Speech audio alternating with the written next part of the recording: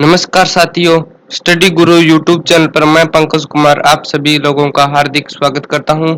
दोस्तों, आज मैं बीएसटीसी और पीटीटी एग्ज़ाम 2021 के अंदर जो फिलहाल होने वाले हैं 29 अगस्त और 21 अगस्त को, तो उसके लिए राजस्थान जीके के जो है वो महत्वपूर्ण प्रश्न 50 प्रश्न लेकर मैं आप लोगों के सामने हाजिर हुआ हूं।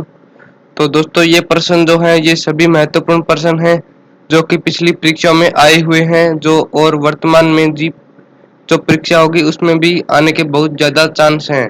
तो आप लोग इस वीडियो को ध्यान से देखिएगा।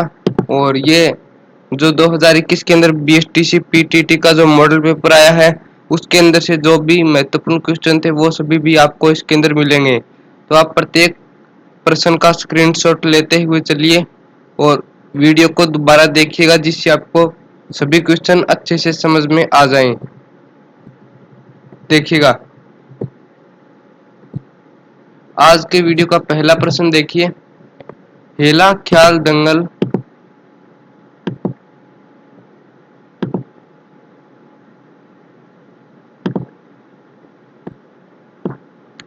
हेला ख्याल दंगल राजस्थान के किस जिले में प्रसिद्ध है?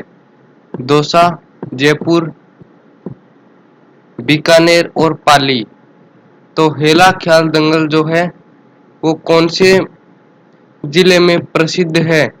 तो इसका सही आंसर हो जाएगा ऑप्शन ए, दौसा।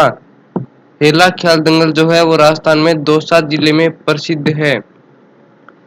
अगला प्रश्न देखिए।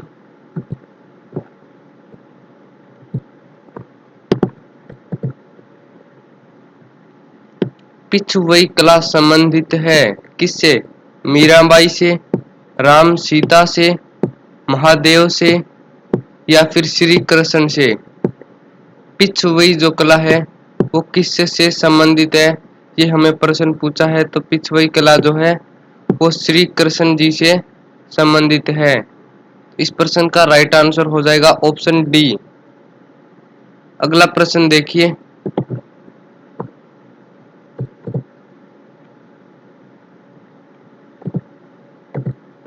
2011 की जनगणना के अनुसार राजस्थान में न्यूनतम घनत्व वाले दो जिले, यानी जिनके अंदर सबसे न्यूनतम घनत्व यानी कि प्रति एकांक क्षेत्रफल में रहने वाले व्यक्तियों की संख्या, तो बाड़मेर बीकानेर, जैसलमेर बाड़मेर, जैसलमेर बीकानेर या फिर जैसलमेर और चूरू। तो सबसे जो कम घनत्व वाले जिले हैं वो है जैसलमेर और उसके बाद होगा अपना बीकानेर, यानी कि जेबी।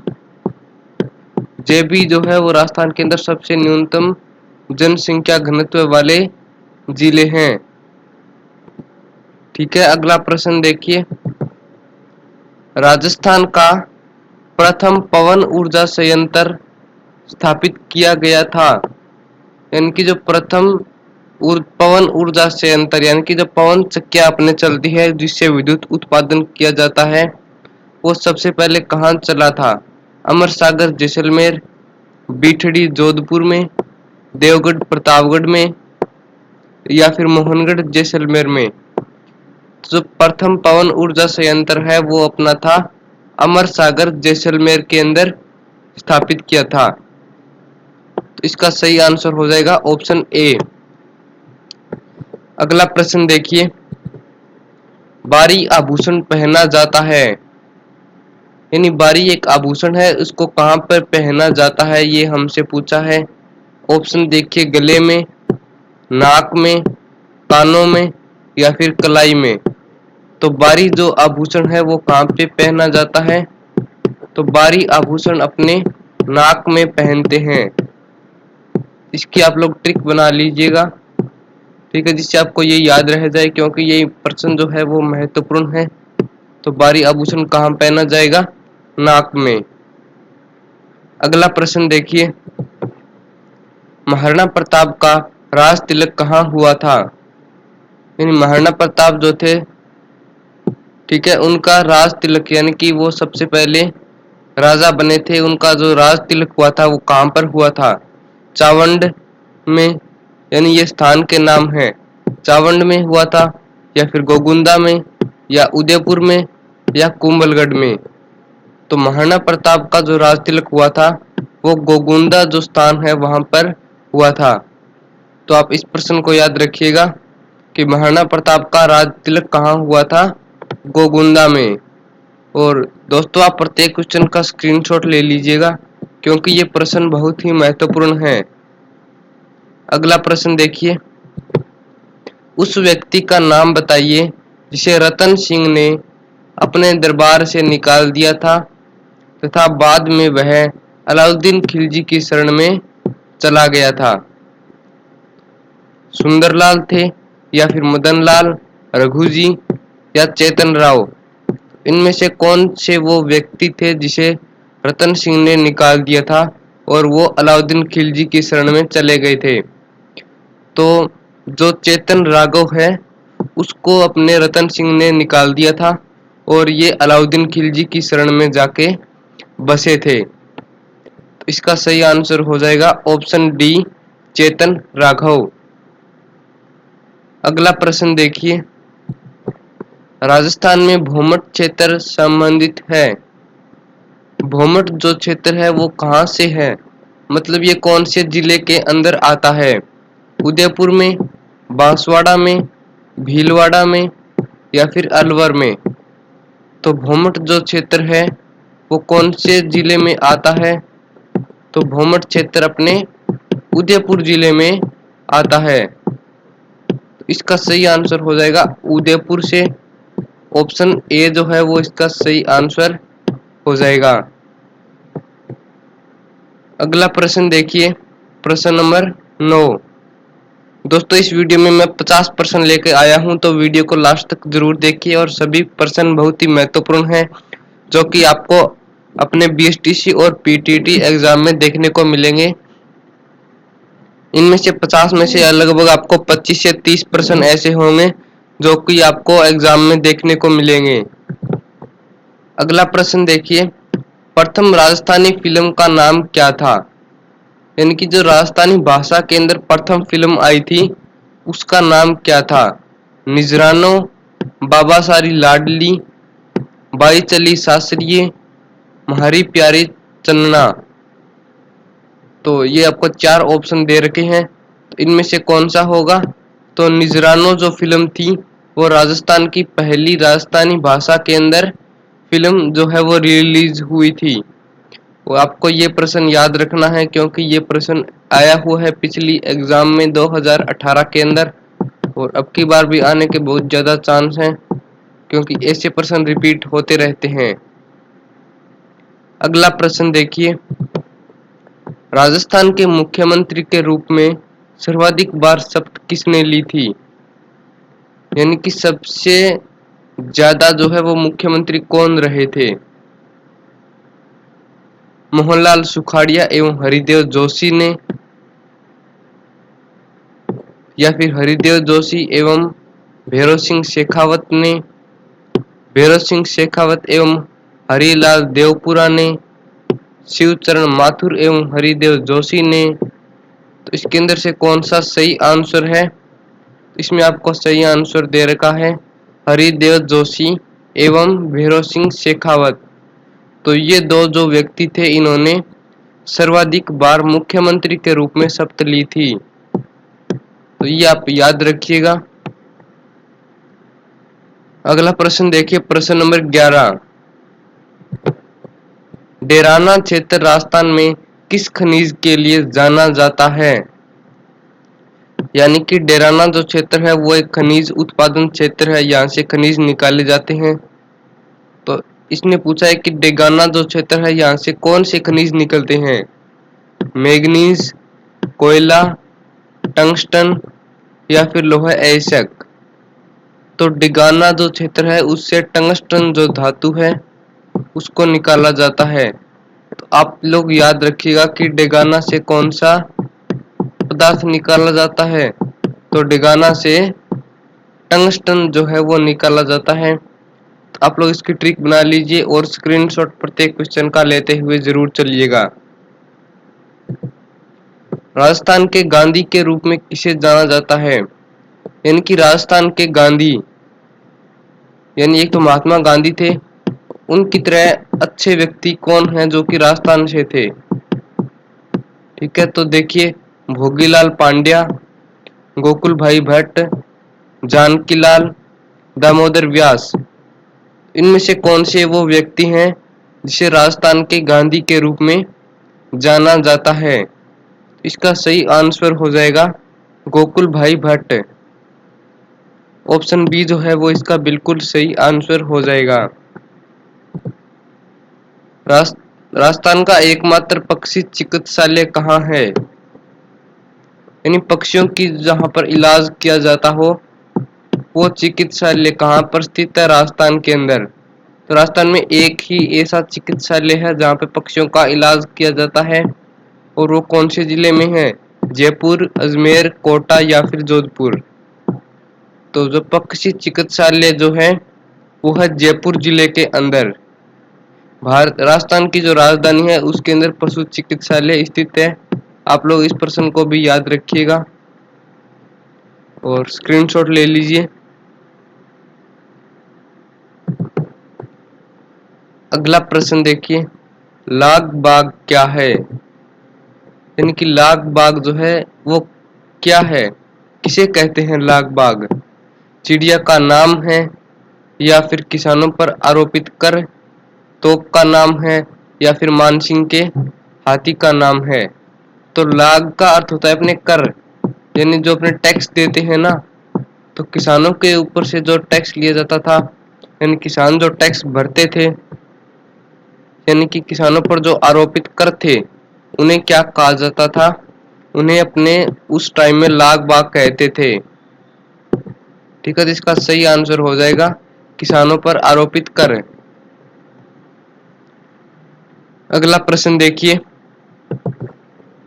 राजस्थान अपने वर्तमान स्वरूप में आया है। यानी कि जो वर्तमान राजस्थान अपने को देखने को मिलता है, इस प्रकार से राजस्थान की आकृति है, वो वर्तमान स्वरूप में कब आया था?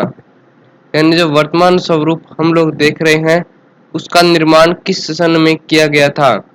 1956 में, 57 में, 1958 में या फिर 1959 में? तो जो वर्तमान राजस्थान जो है वो हम लोग देख रहे हैं उसका निर्माण 1956 में किया गया था। तो इसका सही आंसर हो जाएगा 1956।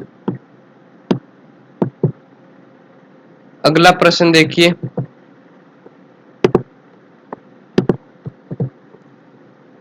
शब्द राजस्थान यानी कि राजस्थान जो शब्द है उसका पहली बार प्रयोग किसने किया था? निम्न इतिहासकारों द्वारा किया गया। यानी किस इतिहासकार के द्वारा सबसे पहले राजस्थान शब्द का उपयोग किया गया था? ऑप्शन देखिए, James Tod, G N Sharma, जी सी पांडे, सतीश चंद्र। तो इनमें से कौन से वो इतिहासकार थे जिन्होंने सबसे पहले राजस्थान वर्ड का प्रयोग किया था?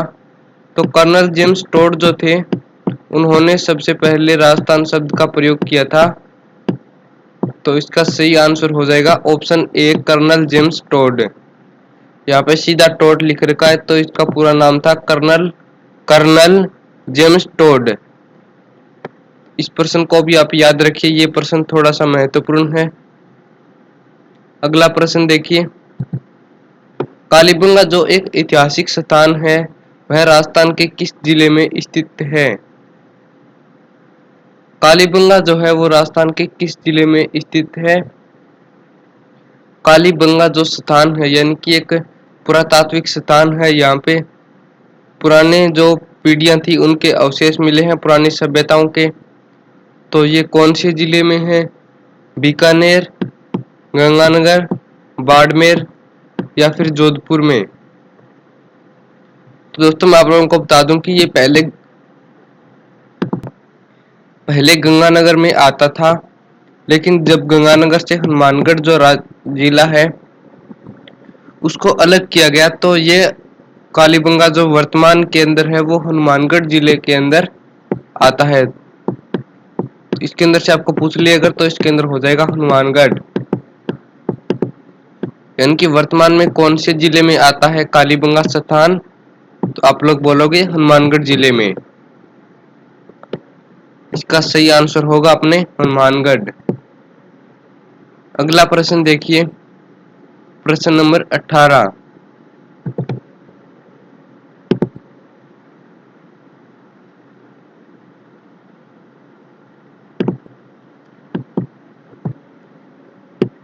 ताम्र संस्कृति के चिन्ह किस जिले में उपलब्ध है? ताम्र संस्कृति यानी कि तांबे की जो वस्तुएं हैं उनके अवशेष कौन से संस्कृति यानी कि कौन से जिले में मिले हैं? उदयपुर में, कोटा में, बूंदी में या फिर अलवर में? तो ताम्र संस्कृति के जो अवशेष अपने राजस्थान में मिले हैं वो है उदयपुर जिले में। तो ऑप्शन ए इसका सही आंसर हो जाएगा, उदयपुर। ठीक है, अगला प्रश्न देखते हैं।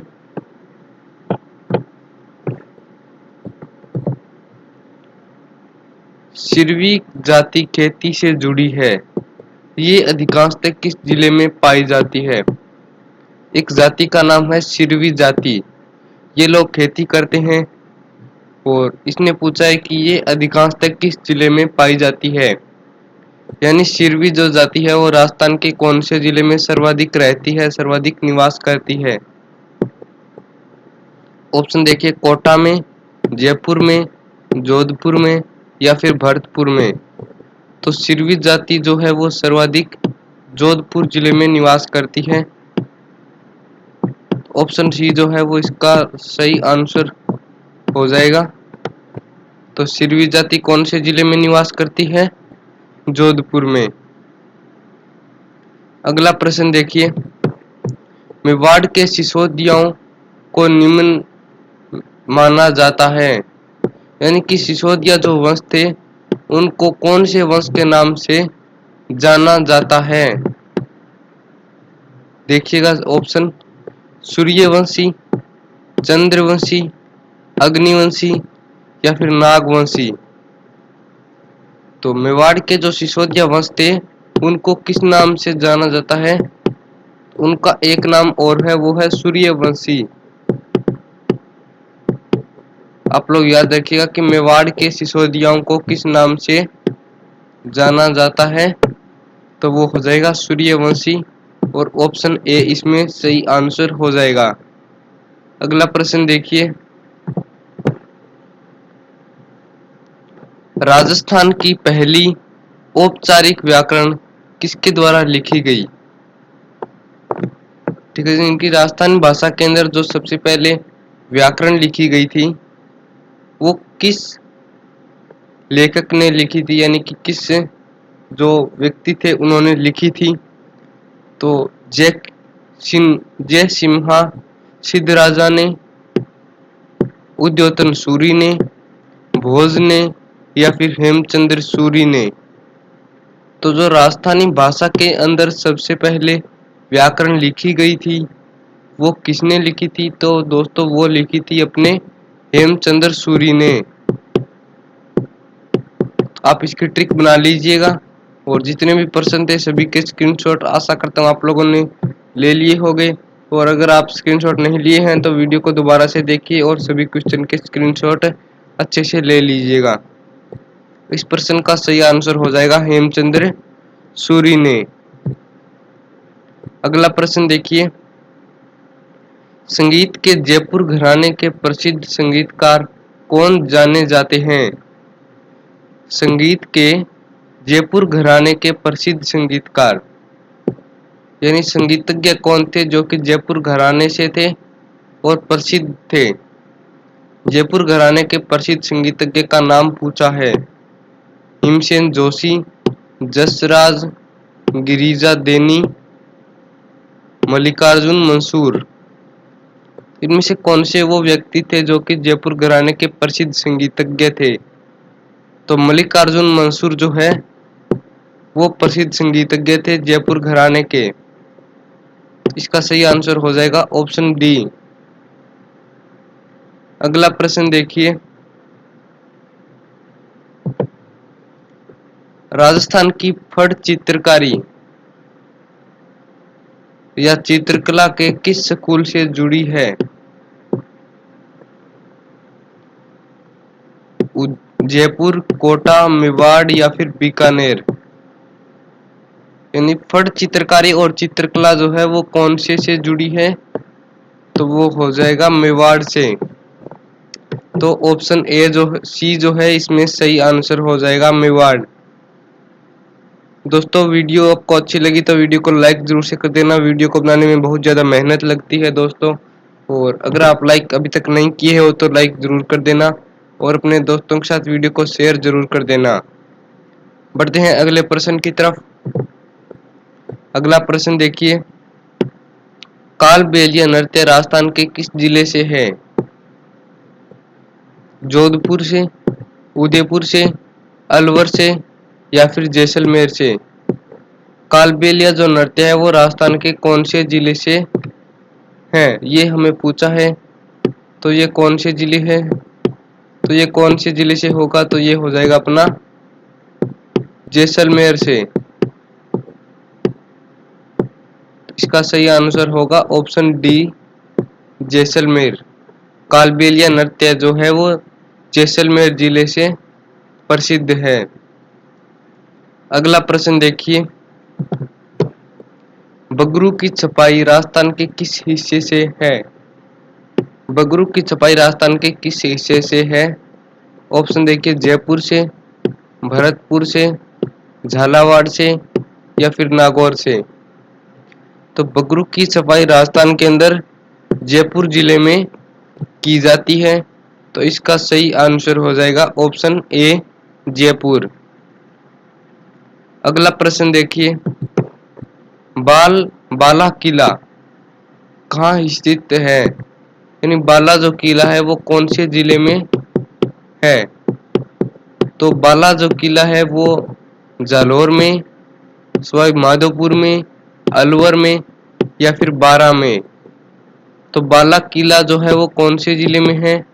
तो बाला किला जो हो जाएगा वो अपना हो जाएगा अलवर जिले में। इसका सही आंसर होगा ऑप्शन सी, अलवर। अगला प्रश्न देखिए, प्रश्न नंबर 27। राजस्थान में सबसे लंबे समय तक किसने मुख्यमंत्री पद पर कार्य किया था? यानी सबसे जो ज्यादा समय तक कौन मुख्यमंत्री रहे थे? टीकाराम पालीवाल, वसुंधरा राजे, अशोक गहलोत, मोहनलाल सुखाड़िया? तो कौन से वो मुख्यमंत्री थे जो जिन्होंने सबसे ज्यादा समय तक मुख्यमंत्री पद पर कार्य किया था? तो इसका सही आंसर हो जाएगा मोहनलाल सुखाड़िया ने। अगला प्रश्न देखिए, प्रश्न नंबर 28। दौलत राम सारण को राजस्थान में संबोधित किया जाता था यह कहकर। यानी कि दौलत राम सारण जो है उसको राजस्थान में किस नाम से संबोधित किया जाता था? घालगा, किसानों का मसीहा, बाबूजी या फिर राजा? तो दौलत राम सारण को किसानों का मसीहा करके बुलाया जाता था। इसका ऑप्शन बी जो है वो सही हो जाएगा। अगला प्रश्न देखिए, प्रश्न नंबर 29। राजस्थान विकास पार्टी की स्थापना की थी? ब्रजमोहन लाल शर्मा ने, बूटा सिंह ने, हीरालाल शास्त्री ने या फिर छोटू राम ने? तो राजस्थान विकास पार्टी की स्थापना किसने की थी? तो इसका सही आंसर हो जाएगा बूटा सिंह ने।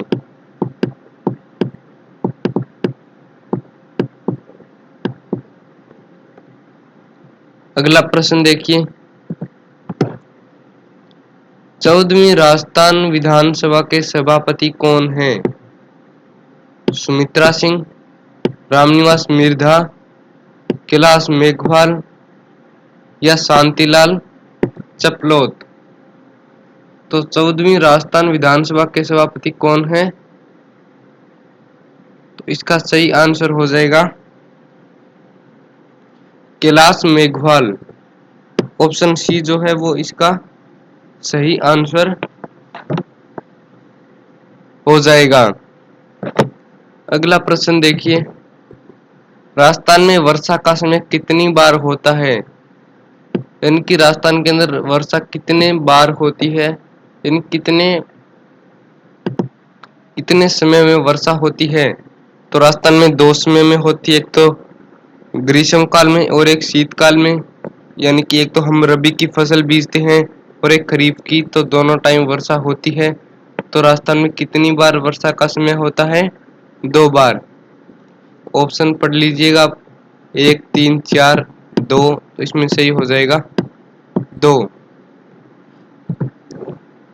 अगला प्रश्न देखिए, इंदिरा गांधी नहर की आवश्यकता हुई थी? बरसात से, सर्दी से, पानी के अभाव से, अत्यधिक गर्मी से। यानी इंदिरा गांधी नहर जो है वो किसके उद्देश्य से निकाला गया था? अत्यधिक गर्मी से या पानी के अभाव से? तो पानी के अभाव से वो इंदिरा गांधी नहर को निकाला गया था। इसका सही आंसर हो जाएगा ऑप्शन सी। अगला प्रश्न देखिए, लूनी नदी का उद्गम स्थान नीमच जिले में है? नागौर में, अजमेर में, टोंक में या फिर चूरू में? यानी कि लूनी नदी का उद्गम स्थान किस जिले में है? लूनी नदी कौन से जिले से स्टार्ट होती है? तो इसका सही आंसर हो जाएगा अजमेर से। तो ऑप्शन बी इसका सही आंसर हो गया। अगला प्रश्न देखिए, प्रसिद्ध चांद बावड़ी स्थित है नीमच जिले में? कोटा में, भरतपुर में, अलवर में या फिर दौसा में? तो चांद बावड़ी कौन सी जिले में स्थित है? तो इसका सही आंसर हो जाएगा दौसा में। फटाफट से आगे के क्वेश्चन भी सोल्व कर लेते हैं। राजस्थान में किस शहर को नीला शहर कहा जाता है? उदयपुर को, जय अजमेर को, जोधपुर को या फिर बीकानेर? तो कौन सा शहर है जिसे नीला शहर कहा जाता है? तो जोधपुर जो शहर है इसे नीला शहर कहा जाता है।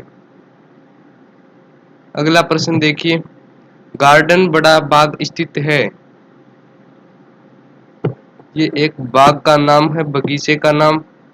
इसमें पूछा है कि कौन से जिले में स्थित है? तो जैसलमेर में, भीलवाड़ा में, झालावाड़ में या हनुमानगढ़ में? तो गार्डन बड़ा जो बाग है वो जैसलमेर जिले में स्थित है। अगला प्रश्न देखिए, विजय सिंह पथिक राजस्थान के स्वतंत्रता सेनानी। उन्होंने एक समाचार पत्र निकाला जो इस नाम से जाना जाता था? राजस्थान केसरी, नवीन राजस्थान, प्रभात राजस्थान पत्रिका? तो विजय सिंह पथिक जिन्होंने एक समाचार पत्र निकाला था उसका नाम था राजस्थान केसरी। इसका सही आंसर हो जाएगा ऑप्शन ए। अगला प्रश्न देखिए, हबीब तनवीर की फिल्म चरणदास चोर राजस्थान के किस लेखक द्वारा लिखी गई? मालचंद तिवारी के द्वारा, हरीश भादानी के द्वारा, विजय दान देथा के द्वारा, अर्जुन देव चारण के द्वारा?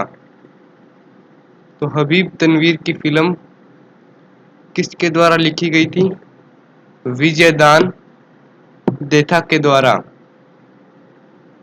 अगला प्रश्न देखिए, राजस्थान में निम्न में से किसे पद्म विभूषण से सम्मानित किया गया?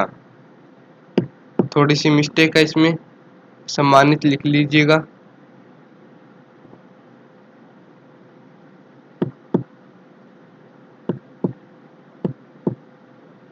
ठीक है, कोमल कोठारी, विजय सिंह व्यास, नटवर सिंह या फिर नरेश चंद्र?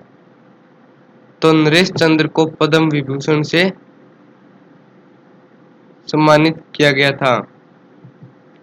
अगला प्रश्न देखिए, कमलेश नागरकोटी भारत अंडर 19 के विश्व कप में खेला है निम्न वर्ष में?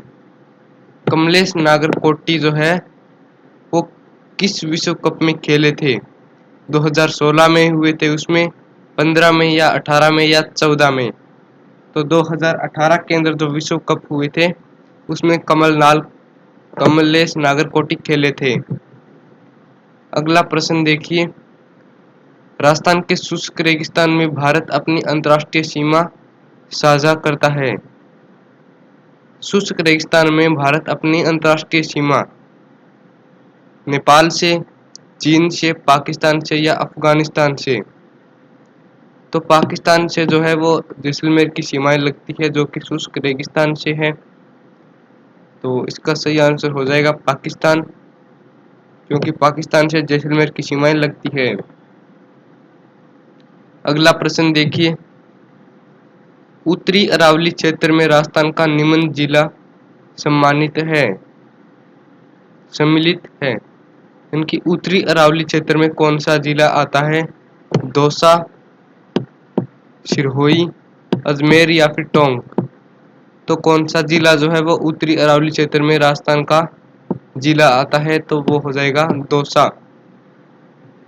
दौसा जो जिला है वो राजस्थान के उत्तरी अरावली क्षेत्र में आता है।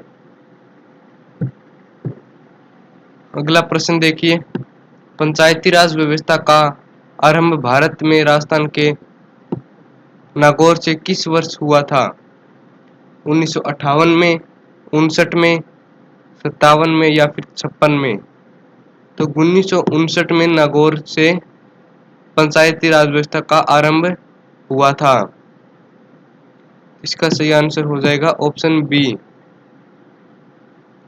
अगला प्रश्न देखिए, मीना समुदाय का परंपरागत नेता इस नाम से जाना जाता है।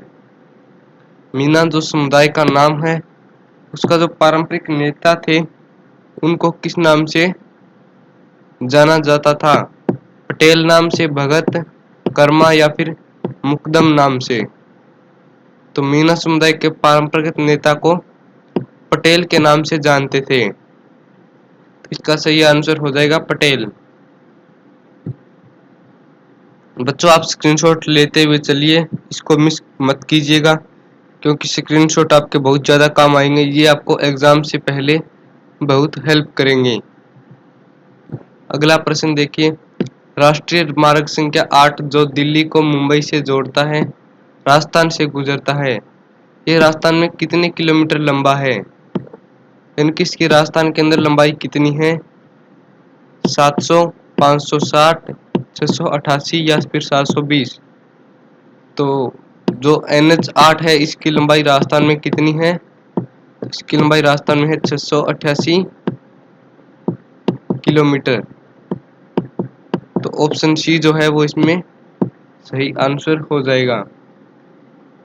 अगला प्रश्न देखिए, राजस्थान में केंद्रीय विश्वविद्यालय की स्थापना हुई थी किस वर्ष में? 2007 में, 2008 में, 9 में या फिर 11 में। तो केंद्रीय विश्वविद्यालय की स्थापना किस वर्ष में हुई थी? तो इसमें हो जाएगा 2009 में केंद्रीय विश्वविद्यालय की स्थापना हुई थी। अगला प्रश्न देखिए, वर्ष 2017 का साहित्य अकादमी दिल्ली का राजधानी का पुरस्कार किसे मिला? BL व्यास को, अंबिका दत्त को, हेतु को या फिर नीरज डालिया को। इनमें से किस लेखक को साहित्य अकादमी पुरस्कार 2017 का मिला है? इसमें सही हो जाएगा नीरज डालिया। कि नीरज डालिया को है वो 2017 का साहित्य अकादमी पुरस्कार मिला था। अगला प्रश्न देखिए, वनस्थली विद्यापीठ की स्थापना निम्न वर्ष में हुई? कौन से वर्ष में? 1934 में, 35 में, 36 में या फिर 37 में। तो वनस्थली विद्यापीठ की स्थापना हुई थी 1935 में। ऑप्शन बी जो है वो इसमें सही आंसर हो जाएगा 1935। अगला प्रश्न देखिए, राजस्थान मानवाधिकार आयोग की पहली महिला अध्यक्ष कौन थी? कांता कुमारी भटनागर, प्रभा ठाकुर, नरेंद्र कुंवर या उषा मीणा। तो पहली महिला अध्यक्ष कौन थी राजस्थान मानवाधिकार आयोग की? तो ये हो जाएगा कांता कुमारी भटनागर। अगला प्रश्न देखिए, राजस्थान की प्रथम महिला मुख्य सचिव कौन थी? मीनाक्षी हुजा, कुशाल सिंह, ओतिमा बोरदिया, अमरजीत कौर। इनमें से कौन सी जो महिला थी वो की राजस्थान की प्रथम महिला मुख्य सचिव? इसमें हो जाएगा कुशाल सिंह। तो दोस्तों ये थे आज की क्लास के 50 महत्वपूर्ण प्रश्न जो कि पीटीटी और बीएसटीसी एग्जाम के लिए बहुत ही आप लोगों को हेल्प करने वाले हैं। और दोस्तों वीडियो को अभी तक लाइक नहीं किया है तो लाइक ज़रूर से कर देना और चैनल को सब्सक्राइब कर दीजिए, क्योंकि ऐसे ही अदर सब्जेक्ट के जैसे रीजनिंग, मैथ से और अपने इसके अंदर हिंदी, अंग्रेजी जितने भी सब्जेक्ट हैं उनके सभी के जो महत्वपूर्ण प्रश्न होंगे जो कि आपके एग्ज़ाम को देखने को मिलेंगे, उसके वीडियोस में जल्द ही अपलोड कर दूंगा, क्योंकि इसके लिए बहुत ज़्यादा मेहनत करनी पड़ती है। सभी क्वेश्चन को ढूंढना पड़ता है कि कौन सा महत्वपूर्ण है, कौन सा इस बार एग्ज़ाम के अंदर आएगा, कौन सा पेपर के अंदर छपा हुआ है। तो उस तरीके से थोड़ी सी मेहनत करनी पड़ती है दोस्तों। तो आप वीडियो को लाइक कर दीजिए, चैनल को सब्सक्राइब कर दीजिए और अपने दोस्तों के साथ वीडियो को शेयर ज़रूर कर दीजिए, ताकि मैं और भी आप लोगों के लिए अच्छी अच्छी वीडियो लेकर आता रहूं। तो धन्यवाद दोस्तों वीडियो देखने के लिए, और वीडियो को शेयर ज़रूर से कर देना अगर आपने वीडियो को अच्छे से देखा है और सभी जो प्रश्न थे उनके स्क्रीनशॉट लिए हैं। तो आशा करता हूँ आपका एग्ज़ाम बहुत अच्छे मार्क्स से पास होंगे आप लोग। तो धन्यवाद।